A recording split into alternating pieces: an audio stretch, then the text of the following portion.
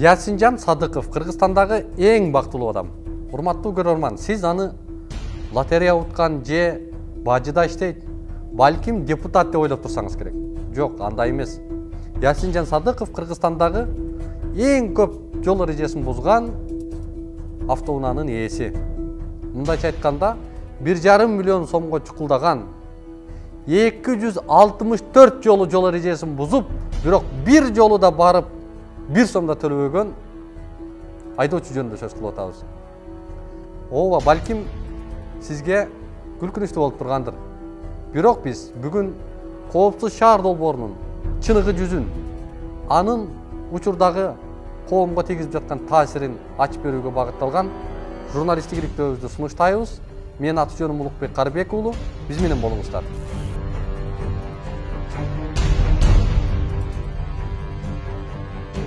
Ол айыппулдар боюнча айтып коесуз болайын. Мен төлөгөн жок, анткени мен мыйзам бузбайм да. Таптактыр, жакындарыңызда төлөгөн жок. Вообще бузган жок. Мен төлөгөн эмес. Бирде жол төлөдүм. Акырын айдан 60тан ашпайм. Негизи сиз акыркы жолу канча айыппул төлөдүңүз? Төлөй элек. Мен балдарымды төлөдүм, айдап нарушение кылбай калдым. Штраф төлөгөн жокмун? Да. Негизи кымбат эмеспи айыппул? Агай, жооп берип койбойсузбу? Кеп башында дагы бир бактылуу, жолдуу адамды айтпай кетсек болбос. Жол эрежесин бузуу боюнча Ясинжан Садыковдун унаасынан кем калбаган бул айдоочуну коомчулукка ачыктап, ашкере кылбасак, ал өзү деле таарынса капа болсо керек. Бул инсандын аты жөнү Арман Насипкулов. Мурда ийимде иштеген, учурда Вега компаниясынын башкы директору. Коопсуз шаар долбооруна жооптуу Вега компаниясынын башкы директору Арман Насипкулов колдонгон Kia Rio маркасындагы мамлекеттик номери 01 TJ 468 AJ 2019 жылы чыгарылган ак түстөгү унаа 91 жолу жол эрежесин одоно бузгандыгы видео камераларга түшкөн. Карга карганын көзүнө чукпайттан болуп, компанияга таандык автоунаа өзүнө кара кагазды, айып кагазды жөнөткөн эмес. Эң кызыгы Вега компаниясы кайсы бир жол эрежесин бузган фактыны оңой эле жокко чыгара алгандыгында. Мында деле ошол метод колдонулган. 91 айыптын 90-ы жокко чыккан. Уялыптыр. Ылдамдык үчүн 500 сом айыппул төлөптүр. На труба нарушение. Скорость.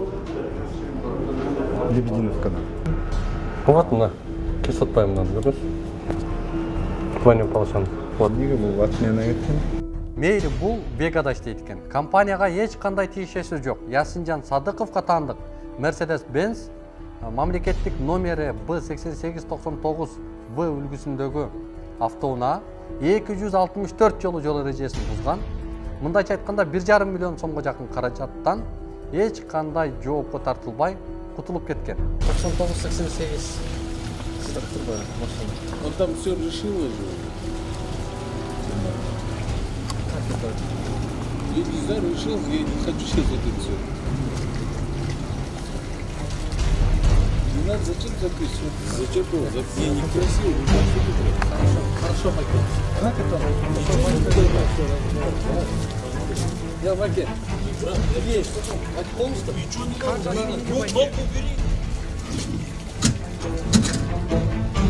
Бул сырды Ясинжан мырза такыр эле ачыктагысы, айткысы келбеди. Бирок бул окуяда чоң сыр, мыйзам бузуу фактылары бар.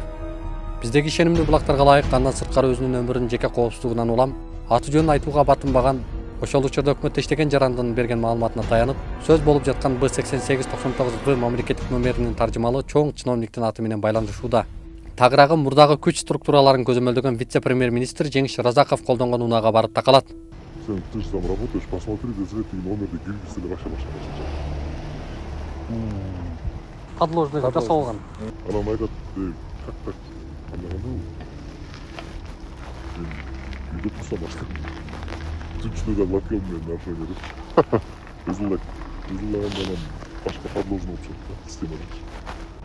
Айтты, үйгө келип келсең, азыр колодо мотор жок жарат машина. Каждый день нарушение. Ана системадан карасаң. Өзүнүн интервью алуубузга макул болбоду. Телефон аркылуу байланышканыбызда төмөндөгүчө жооп берди.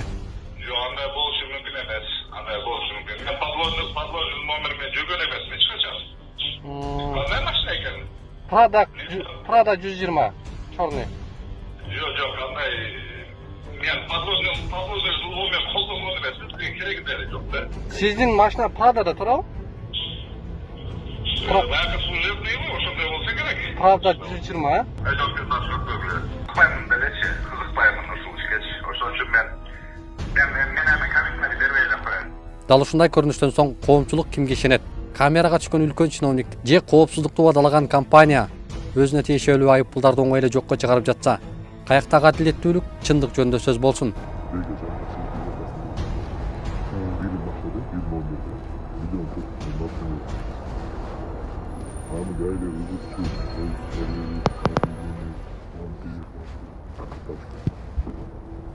Бирок жүрөп чыгат. Анан жогорку проект келет. Делегация келип кетти. Неге безнаказанно эмес. Неге машиналардын доверенностьтары жок калмай кетет. 100% машинадан 30% арак келет. İşteysen, ücretse çekti, gaylerde karmakla, yoldan posturdum. Жогорку кеңеш айтып атабы. Жогорку келет де кишилер. Кесиде жанагы ошол делегациянын машинасында жанагы машина турат эшикте. Жана миллион топс каршы. Акчаны күнүгө тагып аткан адамдар кантип төлөйт? Мисалы үчүн мен өзүмдүн эле машинеме мисалы үчүн 30 000 штраф келиптир. Ал штраф кандай болуп калат? Трёхножканын алдында жазылбаса, трёхножканын алдында хотя бы указательный туруш керек да. Знак 80ден ограничение же 70 деп. Мен аны көргөн жокмун да, жашынып туруп алды. Бул эмне чыккынчылыкпы? Жанага теги авантюристтердей болуп, окопко жашынган адамдардай болуп жашынып алып атышат. Бул туура эмес. Эми көрөрман үңүлө карап көңүл буруңуз. Биз сизге өзгөчө купуялуулук сакталган, орусча айтканда совершенно секретно делинген маалыматты ашкере кылабыз. Бул көпчүлүктүн жүрөгү үчүн алган 3 буттуу камералар жөнүндө. Биз Vega компаниясында иштеген кызматкер менен маектешип, андан эксклюзивдүү маалыматтарды алдык. Бирок бул маалыматты сизге көрсөтөрдөн мурда ал жарандын коопсуздугун эске алып, аты жөнү жана үнү өзгөртүлгөндүгүн айта кетебиз. Кызматкердин айтымында компания жумушкаларда өзгөчө келишимдерге ички купуялуулукту сактоо үчүн кол койдурат. Бул мындай аппарат коюлат да. Аппарат койгондо делегет коюп, оператор коюп отуруп алса, ал жерде регулировка бар да. Мисалы үчүн ноутбук бар. Ноутбукта бир градустар, мисалы үчүн номер автомобилинин номерин распознать этиш үчүн номерди окуу проценти көбүрөөк болушат. Мисалы үчүн 90%-нчи нераспознанный госномер азыраак болушу керек, чтоб канчалык аз болсо ошончолук аябай көп машина тартып берет да бутчу. Жумуш бүткөндө жибересиң отчет, ошону карап туруп салыштырып, анан ошого жараша эле эметип берет да. Айрыкча ошого жараша эле аябай аз укмуш көп нарушенияларды фиксировать эткен аппараттын операторлоруна 1000 сом 2000 сом билбейм, ушундай премия сыяктуу беришет ушундай да. Жанагындай эрежелерин окутабыз сиздерге, мисалы окуттуп эле. Буга чейин мисалы жанагындай 4 полосаны алыш керек, 16 метр аралыкты алыш керек, жана линиядан баштап линиялар эсептелиш керек деген нормалар бар да. Жок, аякта андай жок. Сен алтын койдуң, хоть кандай болсун ал дорога, хоть четырёхзна эме болсун, биринчи категория жол болсун, экинчи категория международный трасса болсун, айырмасы жок. Сен алтын койдуң, чтоб этот аппарат фиксировали оба стороны, чтоб сен өткөн машина, өткөн машина чтоб 2,5 тең тарткандай кылып, сен регулировка кылышың. Антпесең, уже начальник бар, сен айбет деген. Менин чагыма мамына деп, ошентип десем мен тиит анан дейди. Жакта бывший СМБда иштегендер, бывший милицияда иштегендер көп да.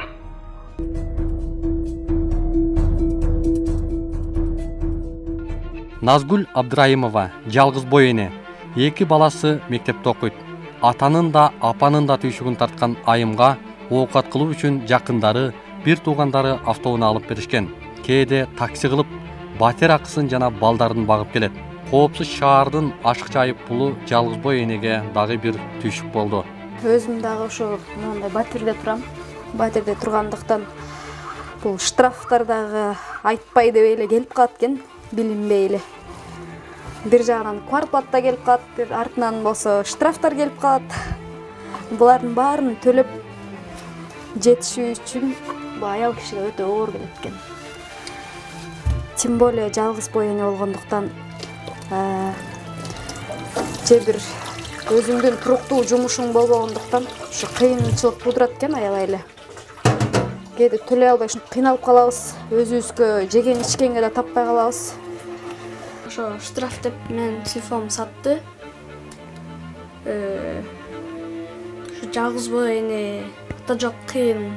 Баламдын эле телефонун сатып штраф төлөгөнү мен үчүн аябай өтө оор болду. Анткени балам ошо онлайн менен окуйт. Тияк бияк жумуш кылып, анан айылда тамыбыз бар. Ошо огороддо кичине алма салмаларыбыз бар. Ошо алмаларды сатып, анан сиңдим бир тууган сиңдим Турцияда иштейт. Ошол да бир аз кошуп кетти. Туулган күнүңүзгө өздүк майрамыңызга деп.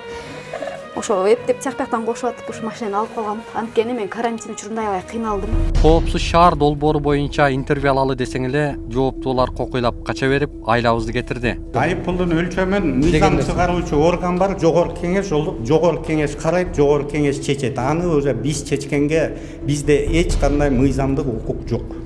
Айлык маянанын көлөмү боюнча Кыргызстан эң акыркы орунда турат. Бул тууралуу КМШ өлкөлөр эл аралык статистикасы жарыялаган. Маалыматка таянсак, Кыргызстан, Тажикстан, Молдова эң акыркы орунда экендиги аныкталган. Бирок биз азыр Кыргызстандагы эң жогорку айлык маян алган мамлекеттик кызматкерлер, эл өкүлдөрүнүн мекемесинде турабыз. Бүгүн биз ушул айып пулдардын өлчөмүн канчалык деңгээлде төлөй алып жатышат, бул төлөмдү төлөөдө биздин эл өкүлдөрүбүз кыйынчылыкка туушкан жокпу? Мунун баарын сиздер менен биргеликте сурамжылоо жүргүзөбүз. Акыркы жолу канча төлөдүңүз? Мен төлөгөн жокмун. Жакындарыңыз? Мен төлөгөн жокмун, анткени мен мыйзам бузбайм да. Таптакыр жакындарыңыз да төлөгөн жок. Вообще бузган жок. Могу айып пулдар боюнча айтып коесузбу агай? Жооп берип койбойсузбу эми? Мен төлөгөн жокмун. Мен машина айдабайм да. Жакындарыңыз сизге таандык унаалар канча айып пул төлөдү? Менин кыздарым айдайт. Канча нарушение этпейт бирөөсү 1 жылда 3000 төлөйт окшойт. Мен нарушение кылбайм мен. Мен өзү негизги адистигим транспорттукмун. Бир да жолу нарушение этпедиңизби? Жок, бир жолу нарушение болуптур. Это баягы передвижной мен көргөн эмес экенмин. Мен вообще чындыкты айтсам, акыркы мезгилдерде төлөгөн эмес. Таптакыр төлөгөн жоксузбу? Таптакыр төлөгөн. Чындык. Жакындарыңызчы? Жакындарымды чөтө сурап туруп, бирок төлөдүк, по-моему. Бир жол төлөдүм. Акырын айдым, 60-тан ашпайм. Жакындарыңыз канча төлөдү? Я. Жакындарыңыз? Билбейм бирдеке. Ушул айып пул азбы же көппү? Өлчөмү негизи. Ошо мындай тартип кылыш үчүн көп эмес. Жакшы эле, Жакшы эле. Негизи сиз акыркы жолу канча айып пул төлөдүңүз? Төлөй элекмин. Мен кайла бузган жок. Кээ бирлери кымбатыраак да, бирок кээ бирлери баягы адам өмүрүнө коркунуч алып келгендерди биз катуу кармашыбыз керек. Ал эми башка жеңилдете турган жагдайлар бар ал жерде. Сиз канча жол төлөдүңүз акыркы жолу? Мен бир 3 жол төлөгөндөн кийин нарушение кылбай калдым. Жок, мен жол эрежени бузган жокмун. Штраф төлөгөн жокмун. Мен ойлойм, негизги Жакындарыңыз төлөдү? Жакындарым ачылгандан бери коопсуз шаарда. Жолдошум төлөдү бир эки жолу. Сиз акыркы жолу канча төлөдүңүз эле? Мен балдарым төлөдүм, анда айдаган машина айдап. Негизи кымбат эмеспи агай? Сиз нааразы болуп жаткан айып пулдардын өлчөмүн дал ушул жогорку кеңеш бекитип берген. Алар деген сиз алып жаткан айлыкты кирешени өздөрүнүкүнө салыштырып алгандай. Болбосо элдин социалдык экономикалык абалына дал келбеген айып пул өлчөмдөрүн бекитмек эмес да. Сизди кыйнап жаткан айып пулдун өлчөмүн арзандатуу жөнүндө азырынча камыныша электей. Штрафтардын өлчөмү жанакы бул аябай эле жогору биз үчүнчү. Бир карапайым элге же айлыгы жок болсо, же иштеген ишибиз болбосо, же пенсиябыздын кебетеси 3000 сом болсо, анан булар 10000 сомдук, 16000 сомдук штрафтар салып турса, бул просто элдин жонунан кайыш алган болот. Ушуну бир теске салган бир киши барбы бизде? Мына жаңы бийлик келди. Мына эң оңолобуз деген сайын эле канча элдин канын соруп атат буларчы. Келсең булар система билет, биз билбейбиз деп мына тура беришет экен. Мен кимге бар? Мен мисалы үчүн мен ошол акча айлыгым жок болсо, ошону каяктан алып төгүшүм керек мен мисалы үчүн. Долбоордун авторлору, эксперттер, адистер жол кыймылы боюнча тарифти бекитерде кандай экономикалык негиздемеге таанышкан? Элдин социалдык экономикалык абалын канчалык эске алган? Киреше булактары, алган жөлөк пул, пенсия жана башкалар менен айып пулдун көлөмү салыштырылганбы? Ушул өңгү бир топ суроолор ачык, бүдөмүк бойдон калууда. Өкмөт аталган долбоорду ишке ашырууда урустардын ыкмасын колдонгонун жарыялаган эле. Биз дал ошол Орусия менен Кыргызстандын орточо айлык акы, социалдык мүмкүнчүлүк жана жол кыймылы боюнча айып пулдар көлөмүн салыштырып берели. Орусияда орточо маяна $520, 44.096 сом. Кыргызстанда орточо айлык маяна $203, 17.214 сом. Ылдамдык үчүн Орусияда эң чоң айып пул 500 рубльдан 2500 рубльга чейин. Кыргызстанда ылдамдык үчүн эң чоң айып пул 1000 сомдон 7500 сомго чейин. Орусияда айлык маяна 17 жолу айып пул төлөөгө жетет. Кыргызстанда айлык маяна 2 жолу айып пул төлөөгө жетет. Орусияда маянанын 3%, пения өссө 6% болот. Кыргызстанда маянанын 50%, пения өссө 100% болот. Орусияда төлөөгө жарамдуу жарандар 30%, Кыргызстанда төлөөгө жарамдуу жарандар 10%. Орусияда колунда жоктор 15%, Кыргызстанда колунда жоктор 35%. Миллиондор айланган коопсуз шаар долбоорунда эреже бузган айдоочулар төлөгөн айып пулу сол чөнтөккө солонбой ачык болуусу коомчулуктагы ишенимди дагы да арттырары бышык. Бирок Вега компаниясы менен келишим түзгөн маалыматтык технологиялар жана байланыш комитети коомчулукту кызыктырган компания менен өкмөттүн ортосундагы келишимдерди көрсөтүүдөн эмнегедир баш тартып, билбейм деген жооп менен кутулгусу келди. Мушташасың мен. Жок, мушташпаймын. Сиз түртүп атпайсыз. Суроого жооп берип коюңуз да. Бааларды ким койгон, бааларды? Менен сурайсың. Мен кандай? Ким койду ошо бааларды? Мен ким койгон? Ошону уташтырып берсиң мага дагы. Жок, силердин келишим жок ага. Ким койду анда? Бул жерде комиссия болгон. Комиссия караган. Булар мен 2 жол сурадым. Менде каттарды бар. Дастан Догоевдун орун басарын. Биз экинчи тараптын макулдугу жок, биз сизге келишимди бере албайбыз дейт. Бул эмне мамлекеттик жашыгын сырым бул. Силер бергиле да келишимди бала. Мен көрүшүм керек. Мен бүкү сотко беришим керек. Десем, булар Кытай менен болгон менен дагы тиги менен болгон келишимди бербей атат да. Анткени булардын баардыгы жашыгын карап атат. Анткени ар жерде көп алешердиктер бар. Ал жерде келишимдин өзүндө башаламандык, мыйзам бузуулар бар. Мыйзамга карама каршы келген бар. Анан ошолар баарын ачыкка чыгаргандан коркуп отурат. Ачыкка чыгаргандан. Анткени келишим бул өкмөт менен бир мамлекеттик ишкананын ортосунда келишим да. Анан өкмөт өзүнүн мүмкүнчүлүктөрү бардыгын өткөрүп берип атпайбы? Жеке менчик компанияга жөн гана мүмкүнчүлүктөрүн эмес, артыкчылыктарын өткөрүп баратат, анан элдин кызыкчылыктарын өткөрүп баратпайбы? Бул деген чыккынчылык да.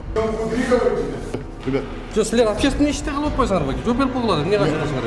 Силер общественный, силердин үйгөргө келген жокпу? Силер Кыргыз Республикасынын Улугбек, я тебе в свой кабинет. На твой вопрос ответил, правильно? Еще что? Нет, Мен отпойбуз, вопрос эми беребиз. Сиз менен сүйлөшүп атасыз. Мен еще раз говорю. Обращайтесь в Госкомсвязь. Он считает нужным, мы придем ответить. Алар ответ бербейт, качып атат. Они же государственная служба, они же был интерес. Сиз эмнеге жооп бербей атасыз мисалы? Как Вега, сиздердин иштериңиз боюнча. Жооп берип коюңуз да бойке, сиз эмне качып атасыз, мындай жакшына кайда сүйлөп коюңуз. По техническим книжкам посмотрите, скажите, мындай иштейбиз, аппараты так работают. Алтыным, еще раз говорю.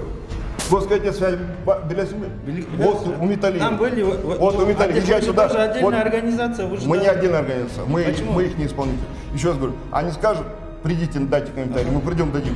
На любой комментарий. Күнүнө канча акча түшүп атат силерге? Бизге түшпейт.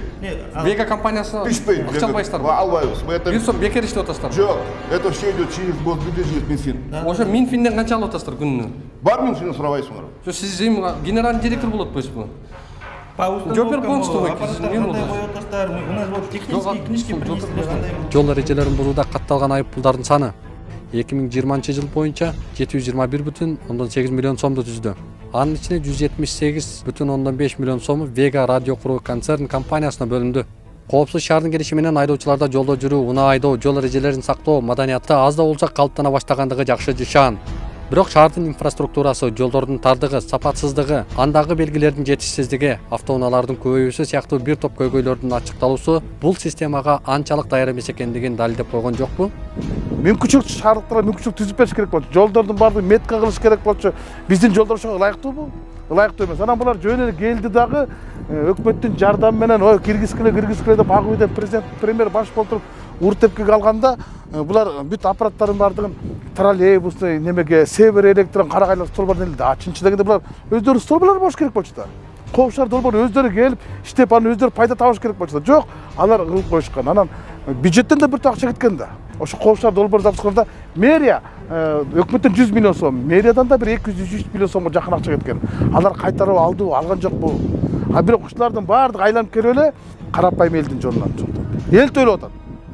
эл мындайча айтканда багып атат, бюджетти толтуруп атат. Эл салык менен төккөнү аз келгенсип айып менен да төгүп атпайбы? Жол коопсуздугун камсыздоо башкы башкармалыгынын маалыматында өткөн жылы Кыргызстанда 1,5 миллиондон ачык жол кыймылын бузуу фактысы катталган.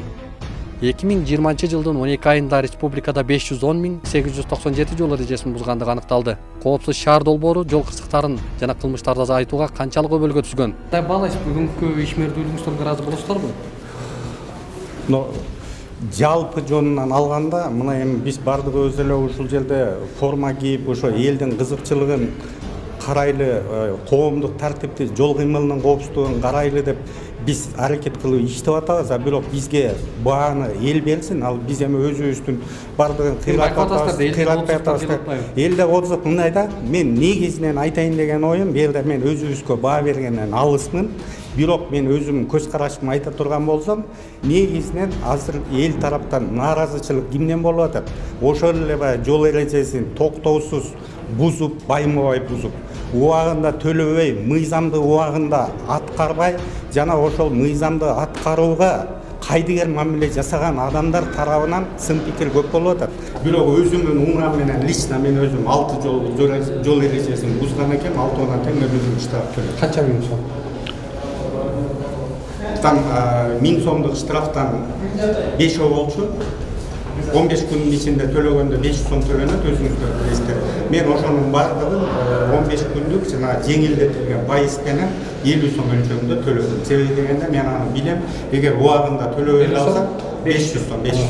Если убагында мен төлөбөй калсам, анда уже толук төлөнөт, андан кийин пения төлөнөт, и тиешелүү правовой чектөөлөр киргизилет, аны мен толуктан билем. Ошон үчүн мен чынын айтканда ошо өзүм машинамды мен өзүм айдап калам, кээде балам айдап калат.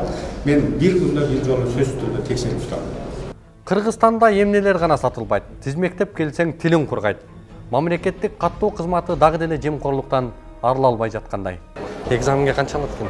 5. Короче, өтөсүң короче, правага. Канча алат экен? Алганын билбейм, мындай эле өттүм, честно. Мен ошо 2 жолу кулабадым, мына 3-сүндө келбедим да.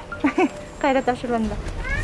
Албетте, айдоочулук көлүктөрдүн баары сатылып жатат деген ойдон алыспыз. Өз башы маңдай тери менен аракет кылып окуп, көлүк алган жарандарыбыз, окуучуларыбыз да жок эмес экендигин баса белгилеп кеткибиз келет. Бул каарманыбыз Данияр Абжапаров коопсуз шаар долбоорунун көзүрү Вега компаниясында чиновник болуп калса эмне?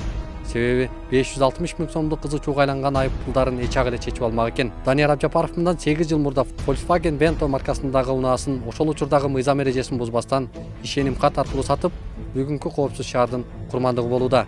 Мен сатканда доверенность менен саткам. Мен законду буздумбу ошондо десем, жок, сиз законду бузган жоксуз дейт. Доверенность менен сатканга болот экен. А бирок төлөгөнгө келгенде сиз төлөшүңүз керек.